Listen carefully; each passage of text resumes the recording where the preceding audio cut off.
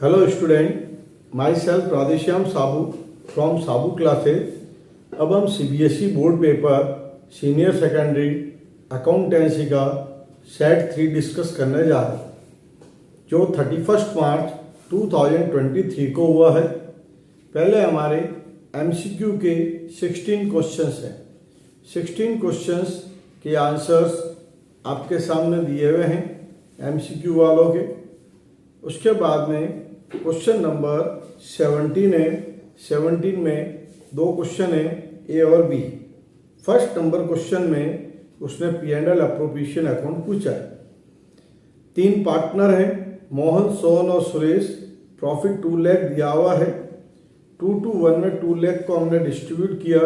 80,000, 80,000 और 40,000 आया। वो डिस्ट्रीब्यूट हमने कर दिया, पर सुरेश को ये कहा गया था कि आपको मिनिमम 70,000 देंगे, तो सुरेश के शेयर में डिफरेंस आ रहा है 30,000। वो 30,000 बियर कर रहे हैं मोहन और सोहन 3:2। इसलिए मोहन ने 18,000 का पेमेंट किया है, सुरेश ने 12,000 का पेमेंट किया है। इस तरीके से सुरेश को 70,000 मिल गए और मोहन और सोहन में से 18,000 और 12,000 डिडक्ट हो गए। अब है आपका क्वेश्चन नंबर 17, जिसमें गुडविल पूछी हुई है। उसमें एवरेज प्रॉफिट आपका आ रहा है 3 ईयर के प्रॉफिट ऐड किए, 3 से डिवाइड किया, एवरेज प्रॉफिट है 34,000। और नॉर्मल प्रॉफिट कैपिटल एम्प्लॉयड बता रहा है। फर्स्ट पार्टनर की ए की 1,20,000 है और बी की 80,000 है। टोटल कैपिटल 2 लाख हो गए। 2 लाख पे नॉर्मल रेट ऑफ रिटर्न बता रहा है 20%।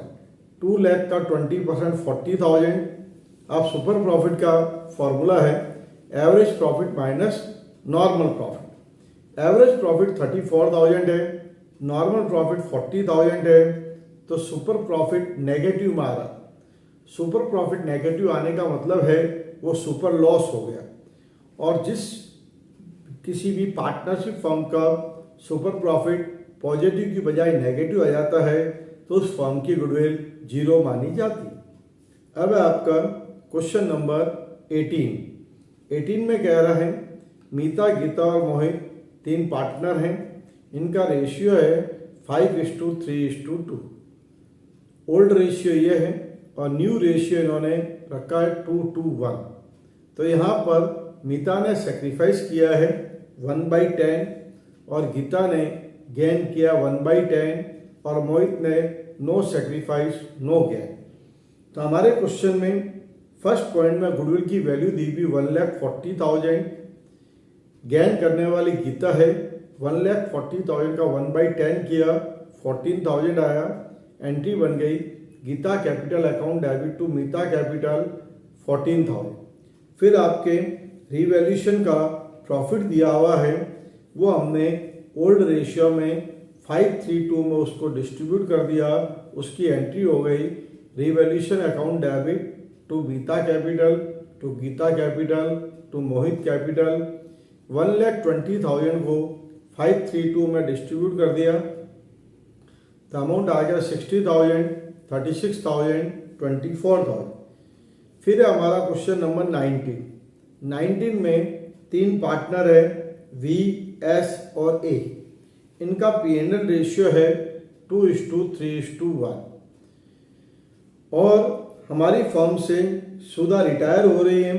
सुधा का अमाउंट तो 85,000, पर उसको पेमेंट करने की बात हो रही है 1,15,000। तो हम एक्स्ट्रा पे कर रहे हैं 30,000। वो 30,000 जो एक्स्ट्रा पे कर रहे हैं वो 30,000 विभा और आशीष पे करेंगे गैनिंग रेशियो में, और गैनिंग रेशियो है उनका 2:1।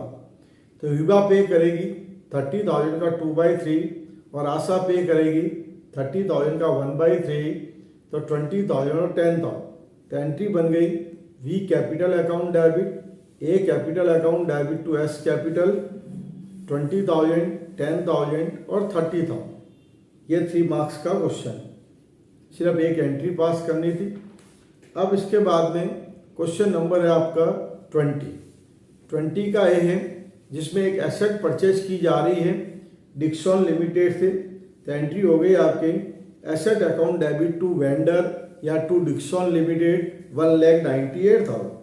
दो ऑप्शन दिए हुए हैं, उनको डिवेंचर 10% डिस्काउंट पे दिए जा रहे हैं, उनको डिवेंचर 10% प्रीमियम पे दिए जा रहे हैं। जब डिस्काउंट पे देंगे तो 1,98,000 में डिवाइड बाय 90 करेंगे तो 2,200 डिवेंचर आएंगे, और जब हम प्रीमियम पे दे रहे हैं तो 1,98,000 में डिवाइड बाय 110 करेंगे तो 1,800 आएंगे। तो सेकंड और थर्ड एंट्री हो गई। पहले डिस्काउंट की entry, Dixon limited account debit, discount on issue of debenture account debit to 10% debenture. Dixon limited में 1,98,000, डिस्काउंट में 22,000, टू 10% डिवेंचर में 2,20,000। फिर हमने इनको प्रीमियम पे इशू किया है, तो Dixon limited account debit 1,98,000, to 10% debenture 1,80,000 और टू सिक्योरिटी प्रीमियम 18,000। ये 1,800 डिवेंचर इश्यू हो गए। अब है आपका क्वेश्चन नंबर 20 का ये हो गया। अब है 20 का बी। 20 के बी में वो कह रहा है कि भाई हमने 10,000 डिवेंचर इशू किए हैं और हमारे पास 12,000 डिवेंचर्स की एप्लीकेशन आई है। 12,000 डिवेंचर की एप्लीकेशन आई, 12,000 वालों को हमने 10,000 डिवेंचर दे दिए और बाकी का पैसा हमने क्या कर दिया है, रिफंड कर दिया है।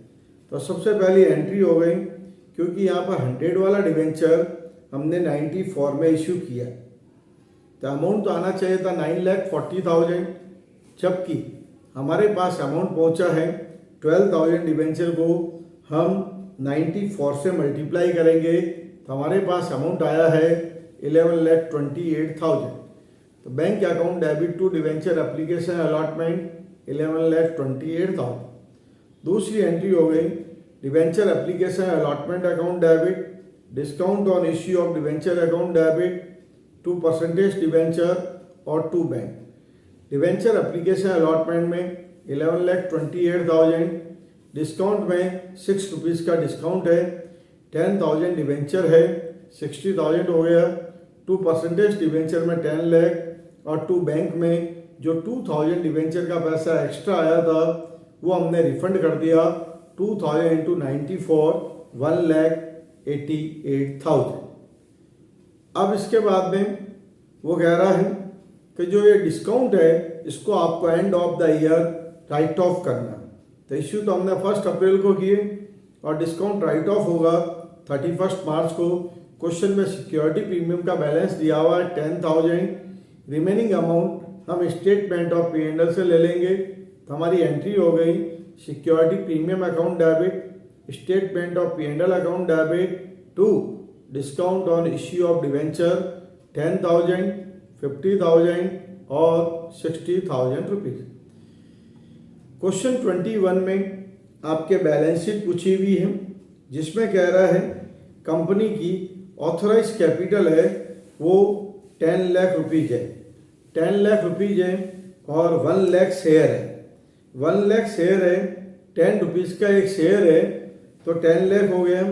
कंपनी ने 4 लाख इक्विटी शेयर, तो 4 लाख रुपीज़ के इक्विटी शेयर तो पहले इश्यू किए थे।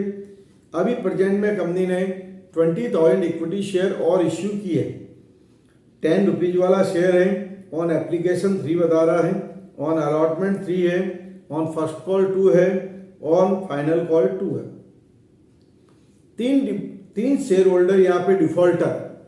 पहला व्यक्ति है मिस्टर एक्स, जिसके पास 1000 शेयर है। उसने हमें अलॉटमेंट, फर्स्ट कॉल और सेकंड कॉल का पेमेंट नहीं किया।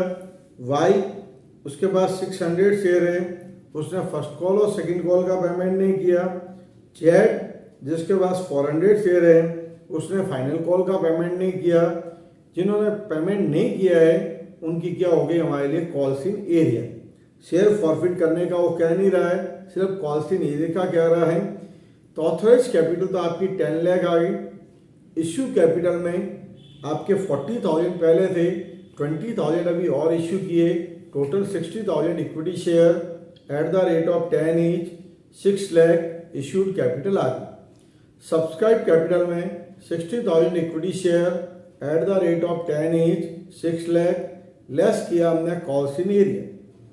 1000 शेयर पर 7 रुपीज़ ड्यू है और 600 शेयर पर 4 रुपीज़ ड्यू है और 400 शेयर पर 2 रुपीज़ ड्यू है। तो कुल मिला के हमारा ड्यू बनता है 10,200।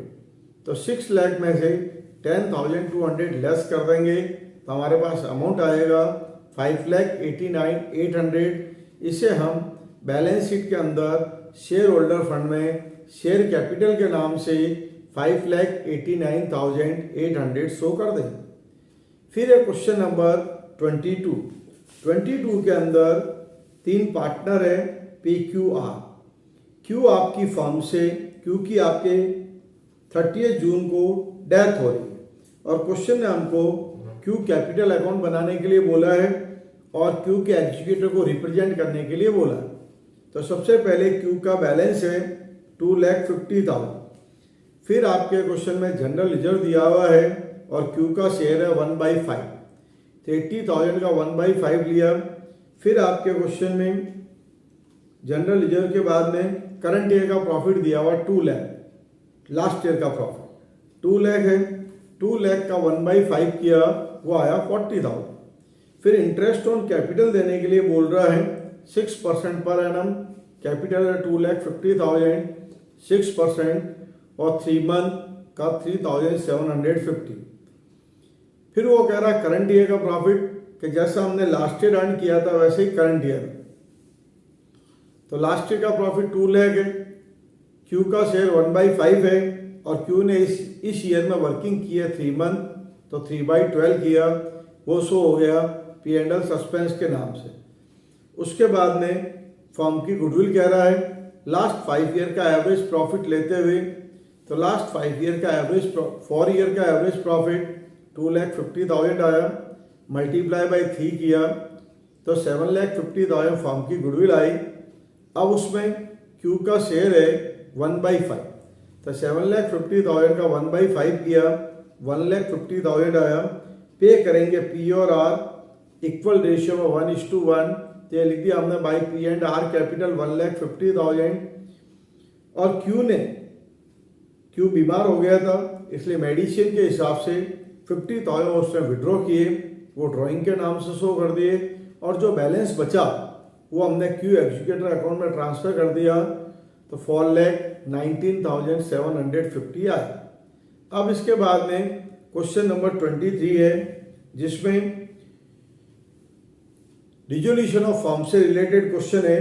जनरल एंट्री मांगी है, फर्स्ट की तो कोई एंट्री होगी नहीं क्योंकि उसमें लिख रहा है क्रेडिटर आपके 60,000 है और स्टॉक एक्सेप्ट कर रहे हैं 59,000 का इन फुल सेटलमेंट में, तो उसकी कोई एंट्री नहीं होगी।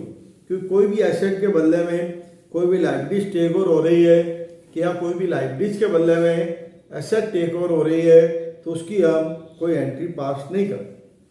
सेकंड दिया हुआ है तने एग्रीड टू पे ऑफ हिज वाइफ लोन। तने ने अपनी वाइफ का लोन पे किया है और वो बता रहा है 12,000, तो एंट्री बन जाएगी realisation account debit to T capital 12,000। फिर कह रहा है फर्म डिजोल्व हुई उस समय डेबिट बैलेंस ऑफ P&L है। क्वेश्चन में P&L रेशियो दिया हुआ नहीं है इसलिए हमने 1:1 में इसको डिस्ट्रीब्यूट किया। एंट्री बन गई आपके T capital account debit M capital account debit to P&L 18,000 को 1:1 में डिस्ट्रीब्यूट कर दी। फिर कह रहा है the firm and unrecorded liabilities 20,000 was paid by partner Mahak eight a discount of 10%।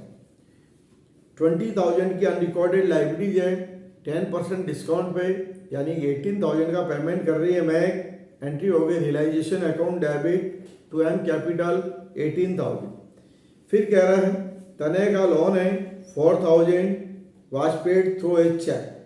तने हमारी फर्म का क्या है पार्टनर है और पार्टनर के लोन का पेमेंट डायरेक्ट कैश अकाउंट में करते हैं, तो एंट्री बन गई T loan account debit to cash या बैंक।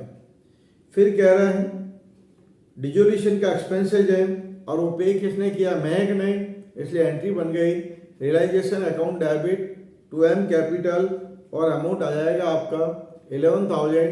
ये आपका क्वेश्चन नंबर 23 6 मार्क्स का है और 6 एंट्रीज आपके पूछी हुई। अब आपके क्वेश्चन नंबर है 24 जिसके अंदर इश्यू ऑफ डिवेंचर्स की एंट्री है। पहले में कह रहा है कि 5,000 डिवेंचर हमने इश्यू किए हैं, 100 रुपीज़ वाला है, 10% डिस्काउंट पे इश्यू किए हैं और रिडीम हमें 5% प्रीमियम पे करना है आफ्टर 5 ईयर। मतलब ये हुआ कंपनी ने अपना 100 वाला डिवेंचर 90 में निकाला है और रिडीम कितने पे करेगी 105। तो पहली एंट्री होगी bank to debenture application allotment 4,50,000। Second entry हो गई debenture application allotment account debit, loss on issue of debenture account debit to percentage debenture और to premium on redemption of debenture. Debenture application allotment में 4,50,000, loss में 75,000, to percentage debenture 5 lakh और to premium on redemption of debenture में 25,000।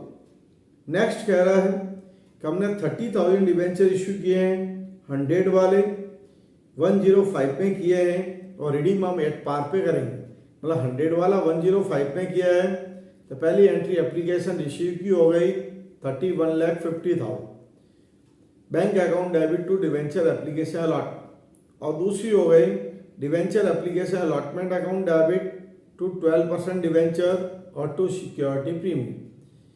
फिर हमने third condition में कह रहा है कि कंपनी ने 8,750 डिवेंचर 100 ईच वाले हैं, इश्यू भी एट पार पे किए हैं, रिडीम भी एट पार पे हो रहे हैं। मतलब 100 वाला डिवेंचर 100 में इश्यू किया है और रिडीम भी 100 पे ही करेगी। तो bank account debit to debenture application allotment 8,75,000 और दूसरी हो गई debenture application allotment account debit to 12% debenture 8,75,000। ये इसका कंप्लीट सॉल्यूशन होगा। 6 मार्क्स का क्वेश्चन है, 6 एंट्रीज है। अब है आपका क्वेश्चन नंबर 25। 25 में कंपनी का क्वेश्चन है, 2 क्वेश्चन है ए और बी। पहले हम ए का सॉल्यूशन करते हैं। उसमें कंपनी ने 10,000 डिवेंचर इश्यू किए हैं, एप्लीकेशन पे 2 है, अलॉटमेंट पे 3 है, फर्स्ट कॉल पे 3 है और second and final call were not made. Second and final call का कंपनी ने पैसा मांगा नहीं। कंपनी ने 10,000 शेयर इश्यू किए हैं, कंपनी के पास 15,000 शेयर्स की एप्लीकेशन आई, उसमें से 3,000 शेयर का पैसा कंपनी ने रिफंड कर दिया और पीछे 12,000 बचे, उनको कंपनी ने 10,000 share pro rata basis allot कर दी। तो प्रो रेटा बेसिस अलॉट कर दिए तो ऑन एप्लीकेशन हमको रिक्वायरमेंट थी 20,000, हमें एप्लीकेशन में मिले 30,000, 10,000 एक्स्ट्रा मिले, उसमें से 6,000 हमने रिफंड कर दिए, पीछे 4,000 बचे, वो हमने अलॉटमेंट पे काम में ले लिए और अलॉटमेंट पर हमने कॉल्सिन एरिया निकाल दिया क्योंकि 200 शेयर का कॉल्सिन एरिया है। इन 200 वालों ने कंपनी से डिमांड की थी 240 की, क्योंकि हमने 12,000 वालों को 10,000 दिए तो 240 की डिमांड की, हमने इनको 200 दिए तो 40 शेयर का पैसा एक्स्ट्रा था और एप्लीकेशन की मनी 2 थी, 40 इंटू 2 होता है 80 और अलॉटमेंट पे रुपए चाहिए, 200 इंटू 3 600, उस 600 में से 80 लेस कर देंगे तो 520 की कॉल्सिन एरियर आए। यहाँ पर आपको 200 शेयर फॉरफिट करना है अलॉटमेंट के बाद। फिर फर्स्ट कॉल ड्यू होगी 9,800 से और इश्यू भी आपके 9,800 से होगी। ये एंट्रीज आपके सामने हैं। पहली एंट्री होगी bank account debit to equity share application account 30,000। Second entry होगी equity share application account debit to equity share capital to bank to equity share allot 30,000, 20,000, 6,000 और 4,000। थर्ड एंट्री हो गई equity share allotment account debit to equity share capital 30,000। Fourth entry हो गई bank account debit calls in arrear account debit to equity share allotment, bank में 25,480 calls in area 520 to equity share allotment 26,000। Next हम share forfeit कर रहे हैं। Equity share capital account debit 200 into 5, क्योंकि allotment के बाद फॉरफिट हो रहे हैं और अलॉटमेंट तक जो है कंपनी ने टोटल 5 मांगे हैं। 200 into 5 to calls in arrear लिख सकते हैं, टू इक्विटी शेयर अलॉटमेंट लिख सकते हैं, वो 520 आ गया, और टू शेयर फॉरफिटेड जो रिमेनिंग बैलेंस है 480 आ जाएगा। फिर हमने फर्स्ट कॉल ड्यू की है और फर्स्ट कॉल रिसीव की है, वो है आपके 29,400। अब है 25 का बी, सेकेंड ऑप्शन। इसमें कंपनी ने 50,000 इक्विटी शेयर इश्यू किए हैं और 10 वाला शेयर कंपनी ने 11 में निकाला है। एप्लीकेशन 3 की है, अलॉटमेंट 3 का है और first and final call 5 rupees का है। इश्यू हमने 50,000 किए, एप्लीकेशन 1,20,000 की आई, उसमें से 20,000 का पैसा, 20,000 शेयर्स का पैसा हमने रिफंड कर दिया 60,000 रुपीज़। तो ऑन एप्लीकेशन हमें रिक्वायरमेंट थी 1,50,000, हमें एप्लीकेशन पे रिसीव हुआ 3,60,000, कैश रिफंड हमने कर दिया 60,000। फिर हमारे पास 1,50,000 एक्स्ट्रा है, वो हमने अलॉटमेंट पे काम में ले लिया, क्योंकि क्वेश्चन में क्लियर लिखा हुआ है एक्सेस मनी आती है उसको अलॉटमेंट तक ही यूज में लेना है, इसलिए हम 60,000 रिफंड कर देंगे। अलॉटमेंट पे हमको कोई अमाउंट मिलेगा नहीं। फर्स्ट कॉल हमने की, फर्स्ट कॉल में वो बता रहा है 6,000 शेयर होल्डर ने पेमेंट नहीं किया, पर वो 6,000 है वो अप्लाइड है, उसका अलॉटेड निकालेंगे तो 6,000 शेयर अप्लाई वाले को हमने जो है 2,500 शेयर दिए थे, तो उसका पैसा अलॉटमेंट पे यूज आ गया था, पर फर्स्ट कॉल पे कोई यूज नहीं आया था। फर्स्ट कॉल पे आगे कॉल्स ही नहीं दिए, तो 2,50,000 टोटल बनता है और 12,500 की कॉल्स इन एरिया लेस हो गई और उसके बाद में हमने 2,500 शेयर फॉरफिट कर ली। ये इसकी एंट्रीज है। पहली एंट्री हो गई bank account debit to equity share application 3,60,000। Second entry equity share application account debit to equity share capital to bank to equity share allotment 3,60,000 application में, कैपिटल में 1,50,000 रिफंड कर रहे हैं 60,000 और अलॉटमेंट पे यूज आ रहा है 1,50,000। फिर हमने first call due allotment due किया with premium. Equity share allotment account debit to equity share capital to security premium 1,50,000, 1,00,000 और 50,000। अलॉटमेंट रिसीव की एंट्री होगी नहीं, क्योंकि अलॉटमेंट पर जितना अमाउंट चाहिए वो एप्लीकेशन पर रिसीव हो चुका है, इसलिए फर्स्ट कॉल ड्यू हो गई 2,50,000 और फर्स्ट कॉल रिसीव हुई bank account debit calls in arrear account debit to equity share first call. Bank में 2,37,500, कॉल्स इन एरिया में 12,500 to equity share first call 2,50,000। अब हमने ये 2,500 शेयर फॉरफिट किए हैं, तो equity share capital account debit 25,000 to calls in arrear 12,500 to calls in arrear भी लिख सकते हैं और to equity share first and final call भी लिख सकते हैं, और टू शेयर फॉरफिटेड में 12,500। ये इसका कंप्लीट सॉल्यूशन। उससे पहले इसका वर्किंग नोट बना। अब 26 नंबर क्वेश्चन, उसका ए है, उसमें रिवैल्यूएशन और पार्टनर कैपिटल पूछा। ये रिवैल्यूएशन आपके सामने दिया हुआ है और पार्टनर कैपिटल दिया हुआ है। अब यहां पर जो है क्वेश्चन नंबर 26 का है, मानो और गिरदारी पार्टनर हैं, उनका रेशियो 3:1 है और उनके साथ में ज्योति एक नए पार्टनर के रूप में आ रही है। ज्योति एक नए पार्टनर के रूप में आ रही है, तो ज्योति के लिए ज्योति कैपिटल ला रही है 1,86,000 और 40,000 गुडविल का पेमेंट वो कैश में कर रहे हैं। बैलेंस शीट पूछी नहीं है। सबसे पहले कह रहा है stock was found under value. Stock under valued बता रहा है 23,000 बाई में आ गया। 20% of investment were taken by Girdhari at book value. Investment जो है वो हृदय ने टेक ओवर कर लिए।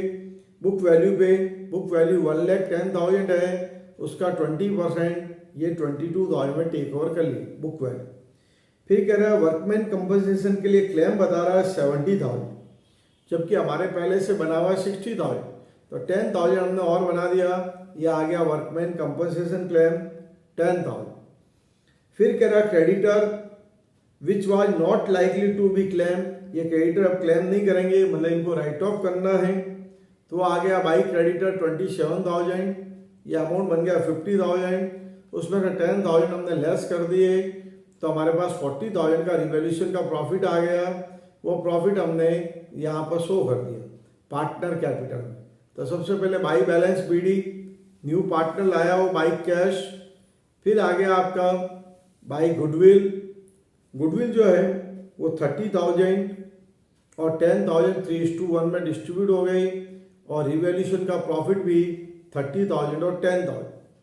इन्वेस्टमेंट उसने टेक ओवर कर लिए, और जो बैलेंस आया वो बैलेंस सीडी के रूप में दिखा दिया। ये आपका 26 का ए कंप्लीटेड।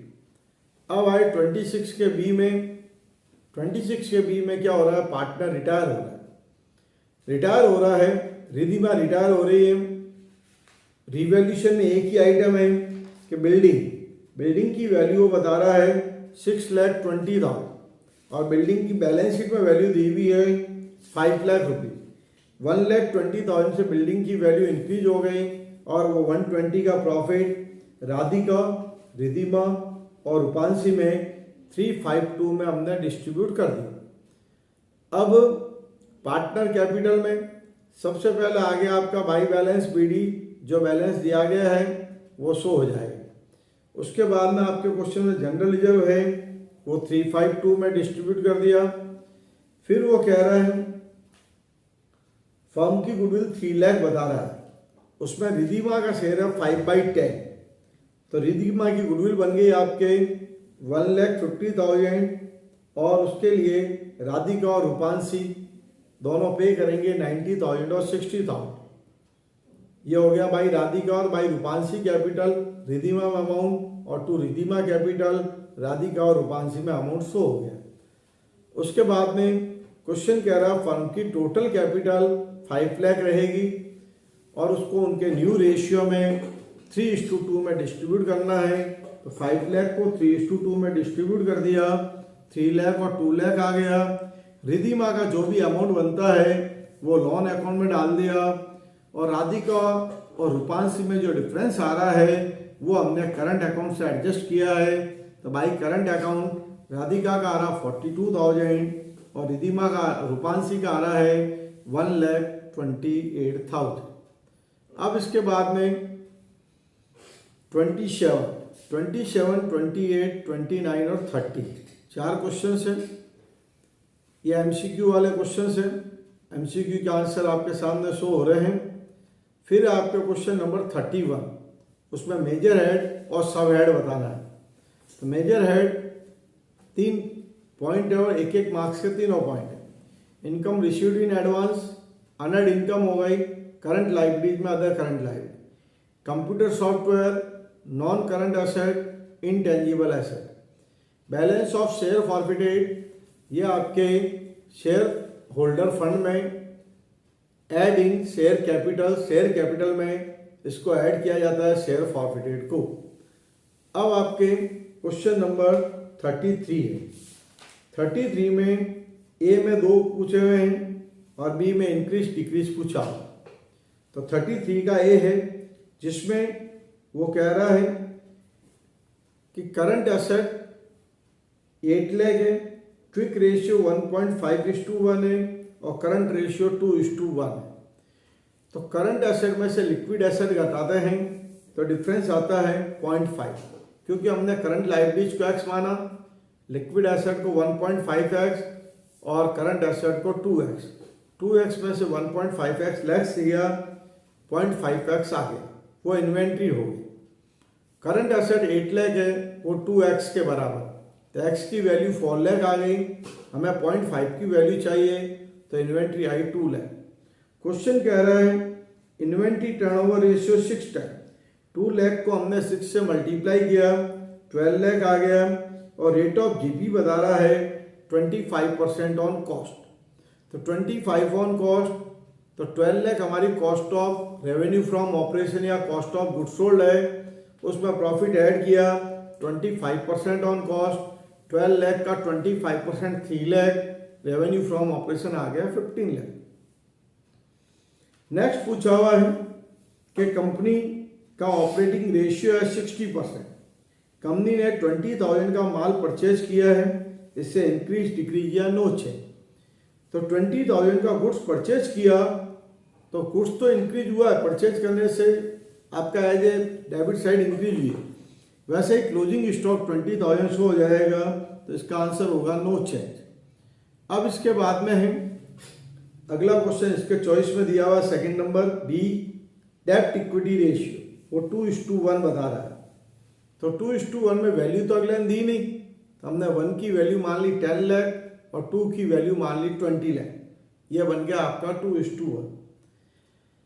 पहला कह रहा है कि हमने एक लोन लिया है आईसीआईसी बैंक से 1 लाख का लिया है और पेबल आफ्टर 5 ईयर करना है। तो लोन लेने से आपके क्या बढ़ गई, नॉन करंट लाइबिलिटीज बढ़ गई, डेब्ट बढ़ गए। तो डेब्ट हो गए 21 लाख और इक्विटी पे कोई चेंजेज नहीं आया, तो 21 लाख अपॉन 10 लाख किया, 2.1:1 आया, तो ये आपका डेब्ट इक्विटी रेशियो इंक्रीज हो गया। फिर कह रहे हैं purchase of machinery for cash, machine आपने खरीदी है और कैश में खरीदी है, तो ना तो इससे डेब्ट पे कोई इफेक्ट आएगा ना इक्विटी पे आएगा, डेब्ट इक्विटी रेशियो वही रहेगा, 2:1 ही रहेगा, इसलिए इसका जवाब है नो चेंज। क्योंकि मशीन खरीदने से मशीन फिक्स एसेट इंक्रीज हुई और कैश डिक्रीज हुई, डेब्ट इक्विटी पे कोई इफेक्ट नहीं है। फिर कह रहे हैं रिडीम 9% डिबेंचर 1 लाख रुपीज़ के डिबेंचर आपने रिडीम की, रिडम्पशन कर दिया डिबेंचर का। जो डिबेंचर रिडीम करने होते हैं वो हम शो करते हैं करंट लाइबिलिटीज के अंदर, तो इसलिए इसका भी डेब्ट इक्विटी रेशियो में कोई चेंजेज नहीं आएगा। फिर कह रहा है issue of equity share to vendor for machinery purchase 5 lakh. अब यहाँ पर हमने मशीन परचेज की है और वेंडर को हमने कैश पेमेंट नहीं करके अपने इक्विटी शेयर दिए हैं, तो इसमें इक्विटी हमारी जो पहले 10 लाख थी वो अब 15 लाख हो जाएगी। तो ये हमारा डेब्ट इक्विटी रेशियो हो गया 20 लाख अपॉन 15 लाख, यानी कि 1.33 टाइम, तो ये डिक्रीज हो गया। अब है लास्ट क्वेश्चन कैश फ्लो, बहुत ही सिंपल पूछा है। कैश फ्लो में एक एडजस्टमेंट दिया हुआ है कि डेप्रीशिएशन 1 लाख का चार्ज करना है ऑन टेंजिबल एसेट, 1 लाख का आपको डेप्रीशिएशन चार्ज करना है। Opening balance of tangible asset 9 lakh है और क्लोजिंग बैलेंस 8 लाख है, तो ये डिफरेंस 1 लाख का आ रहा, वो डेप्रीशिएशन ही है और कोई चेंजेस है नहीं इसके अंदर। तो हमारे क्वेश्चन में सबसे पहले रिजर्व एंड सरप्लस का ओपनिंग बैलेंस 4 लाख है, क्लोजिंग बैलेंस 3 लाख है, दोनों में डिफरेंस 1 लाख है और 1 लाख है वो नेगेटिव बैलेंस हो गया, change in statement of P&L 1 lakh. फिर हमारा depreciation on tangible asset 1 lakh का डेप्रीशिएशन है और कुछ है नहीं, 1 लाख में से 1 लाख लेस किया, नील हो गया। Operating profit before change in working capital. फिर हमारा एडिंग है डिक्रीज इन करंट एसेट और इंक्रीज इन करंट लायबिलिटी। अब इसमें हमारे जो है वो इन्वेंट्री डिक्रीज हो रही है, 5 लाख से 4 लाख हो रही है, 1 लाख से इन्वेंट्री डिक्रीज हो गई और ट्रेड पेबल आपके इंक्रीज हो रहे हैं 25,000 से। फिर एलएस में इंक्रीज इन करंट एसेट में इंक्रीज इन ट्रेड रिसीवेबल हो रहा है, 125 से 150 हो रहा है, यानी कि 25,000 से इंक्रीज हुआ तो उसको लेस कर दिया। फर्स्ट एक्टिविटी का आंसर आ गया net cash flow from operating activity 1 lakh. अब आए हम इन्वेस्टिंग एक्टिविटी में। इन्वेस्टिंग एक्टिविटी में कह रहा है कि सर इनटेंजिबल एसेट 2 लाख से 5 लाख हो रही है। इनटेंजिबल एसेट आपकी 2 लाख से 5 लाख हो रही है, मतलब 3 लाख की आपने इनटेंजिबल एसेट परचेज की। Purchase of intangible asset 3 lakh हो गई और नॉन करेंट इन्वेस्टमेंट 4 लाख से 3 लाख हो रहा है, मतलब 1 लाख के सेल कर दिए।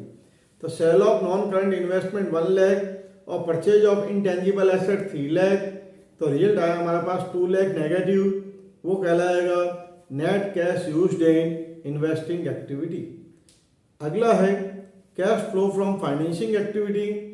इसमें हम इक्विटी शेयर जो इश्यू कर रहे हैं 17 लाख से 20 लाख हो रहा है, मतलब 3 लाख का आपने इक्विटी शेयर इश्यू किए, और लॉन्ग टर्म बोरोइंग जो है 1 लाख से आपने लिया है, क्योंकि 2 लाख से 3 लाख हो रहा है, तो 1 लाख का आपने लोन रिसीव किया, तो 3 लाख और 1 लाख हो गया 4 लाख।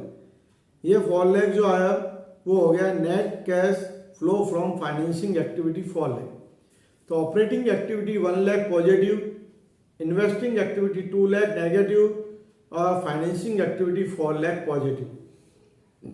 टोटल 5 लाख पॉजिटिव में से 2 लाख नेगेटिव लेस कर दिए, तो हमारे पास 3 लाख आए, वो आया net increase in cash and cash equivalent. Opening balance of cash and cash equivalent 2 lakh दिया हुआ है, तो ये हमारा closing balance of cash and cash equivalent आ गया 5 लाख। तो सिंपल पेपर आया हुआ है, और ये सेट सी का सॉल्यूशन आपको दिया है, 100% ओके है। Okay, thank you.